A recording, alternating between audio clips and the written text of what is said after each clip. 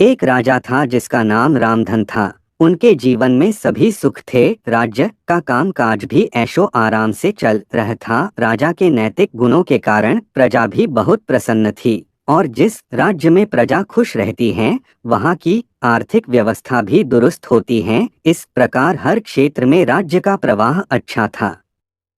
इतने सुखों के बाद भी राजा दुखी था क्योंकि उसकी कोई संतान नहीं थी। यह गम राजा को अंदर ही अंदर सताता रहता था। प्रजा को भी इस बात का बहुत दुख था। वर्षों के बाद राजा की यह मुराद पूरी हुई और उसे एक पुत्र की प्राप्ति हुई। पूरे नगर में कई दिनों तक जश्न मना। नागरिकों को राजमहल में दावत दी गई। राजा की इस खुशी में प्रजा भी झूम रही थी। समय बीतता जा रहा था। राजकुमार का नाम नंदन सिंह रखा गया। पूजा पाठ एवं इंतजार के बाद राजा को संतान प्राप्त हुई थी, इसलिए उसे बड़े लाड़ प्यार से रखा जाता था। लेकिन अति किसी बात की अच्छी नहीं होती। अधिक लाड़ ने नंदन सिंह को बहुत बिगाड़ दिया था। बचपन में तो नंदन की सभी बातें दिल को लुभाती थी, पर बड़े होते होते यही बातें बदतमीजी लगने लगती हैं। नंदन बहुत ज्यादा जिद्दी हो गया था। उसके मन में अहंकार आ गया था। वो चाहता था कि प्रजा सदैव उसकी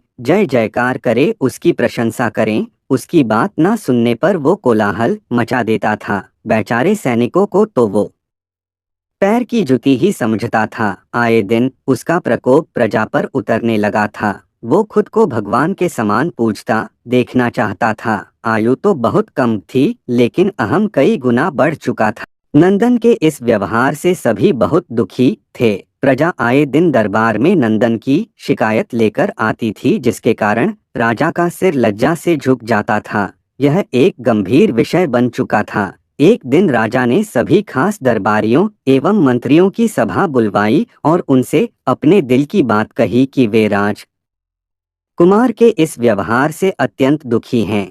राजकुमार इस राज्य का भविष्य हैं। अगर उनका व्यवहार यही रहा तो राज्य की खुशहाली चंद दिनों में ही जाती रहेगी। दरबारी राजा को सांत्वना देते हैं और कहते हैं कि आप हिम्मत रखें वरना प्रजा निस्सहाय हो जाएगी। मंत्री ने सुझाव दिया कि राजकुमार को एक उचित मार्गदर्शन एवं सामान्य जीवन के अनुभव की जरूरत है। आप उन्हें गुरु राधागुप्त के आश्रम भेज दीजिए। सुना है वहाँ से जानवर भी इंसान बनकर निकलता है। यह बात राजा को पसंद आई और उसने नंदन को गुरुजी के आश्रम भेजा। अगले दिन राजा अपने पुत्र के साथ गुरुजी के आश्रम पहुँचे। राजा ने गुरु राधागुप्त के साथ अकेले में बात की और नंदन के विषय में सारी बातें कही। गुरुजी ने राजा को आश्वस्त किया कि वे जब अपने पुत्र से मिलेंगे तब उन्हें गर्व महसूस होगा। गुरुजी के ऐसे शब्द सुनकर राजा को शांति महसूस हुई और वे सहर्ष अपने पुत्र को आश्रम में छोड़कर राजमहल लौट गए।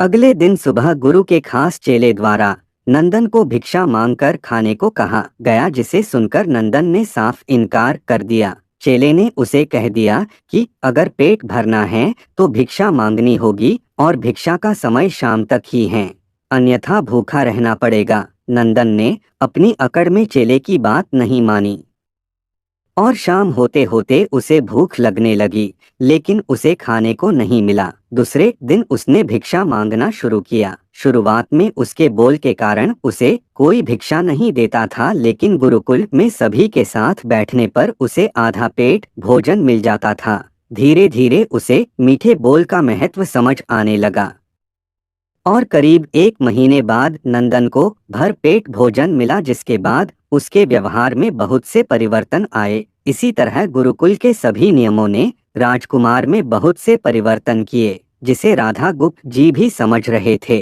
एक दिन राधागुप्त जी ने नंदन को अपने साथ सुबह सवेरे सैर पर चलने कहा।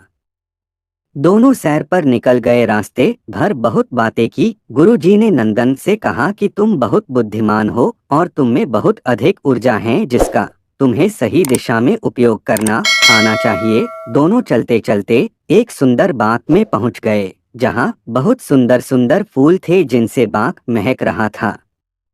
गुरुजी ने नंदन को बाग से पूजा के लिए गुलाब के फूल तोड़ने कहा। नंदन झट से सुंदर सुंदर गुलाब तोड़ लाया और अपने गुरु के सामने रख दिए। अब गुरुजी ने उसे नीम के पत्ते तोड़कर लाने कहा। नंदन वो भी ले आया। अब गुरुजी ने उसे एक गुलाब सूंघने दिया और कहा, बताओ कैसा लगता है। नंदन ने गुलाब सूंघा और गुलाब की बहुत तारीफ की। फिर गुरु जी उसे नीम के पत्ते चखकर उसके बारे में कहने को कहा। जैसे ही नंदन ने नीम के पत्ते खाए उसका मुंह कड़वा हो गया और उसने उसकी बहुत निंदा की और जतर कतर पीने का पानी ढूंढने लगा। नंदन की यह दशा देख गुरुजी मुस्कुरा रहे थे। पानी पीने के बाद नंदन को राहत मिली। फिर उसने गुरुजी से हंसने का कारण पूछा। तब गुरुजी ने उससे कहा कि जब तुमने गुलाब का फूल सूंघा तो तुम्हें उसकी खुशबू बहुत अच्छी लगी और तुमने उसकी तारीफ की, लेकिन जब तुमने नीम की पत्तियां खाई तो तुम्हें वो कड़वी लगी और तुमने उसे थूक दिया और उसकी निंदा भी की। गुरुजी से नंदन को समझाया, जिस प्रकार तुम्हें जो अच्छा लगता है तुम उसकी तारीफ करते हो, उसी प्रकार प्रजा भी जिसमें गुण होते हैं उसकी प्रशंसा करती है। अगर तुम उनके साथ दुर्व्यवहार करोगे और उनसे प्रशंसा की उम्मीद करोगे तो वे यह कभी दिल से नहीं कर पाएंगे। इस प्रकार जहाँ गुण होते हैं वहाँ प्रशंसा होती है। नंदन को सभी बातें विस्तार से समझ आ जाती हैं और वो अपने महल लौट जाता है। नंदन में बहुत परिवर्तन आता है और वो बाद में एक सफल राजा बनता है। कहानी की शिक्षा। गुरु की सीख ने नंदन का जीवन ही बदल दिया। वो एक क्रूर राजकुमार से एक न्यायप्रिय दयालु राजा बन गया। इस कहानी से हमें यही शिक्षा मिलती है कि हम में गुण होंगे तो लोग हमें हमेशा पसंद करेंगे, लेकिन अगर हम अवगुणी हैं तो हमें प्रशंसा कभी नहीं मिल सकती।